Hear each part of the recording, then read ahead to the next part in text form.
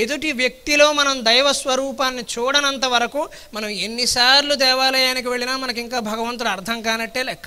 వివేకానందుడు ఒక సంచలనాత్మకమైన మాట అంటాడు, 20 ఏళ్ల కుర్రాడు దేవాలయానికి రాకపోతే తప్పు, 70 ఏళ్ల పెద్ద ఆయన దేవాలయానికి వస్తే తప్పు. స్వామి వివేకానంద ఏం చెప్పినా చాలా ఆలోచనాత్మకంగా చెబుతాడు మహానుభావుడు. అంటే 20 ఏళ్ల కుర్రాడు ఈ దేవాలయానికి ప్రసాదం కారణంగానో, కోరికలు తీరడం కారణంగానో, అమ్మ బలవంతం పెట్టిందనో, ఇంకోటనో దేవాలయానికి వస్తా. కొంతకాలం అయిపోయాక వాళ్ళకి గురి కుదురుతుంది, మనం వద్దన్న వాళ్ళే దేవాలయానికి వెళతాం. కానీ మరి 70 ఏళ్ళు వచ్చాక పెద్దవాళ్ళని వెళ్ళొద్దని ఎందుకన్నారు? వెళ్ళొద్దనేది నేరం అనేం చెప్పటంలా.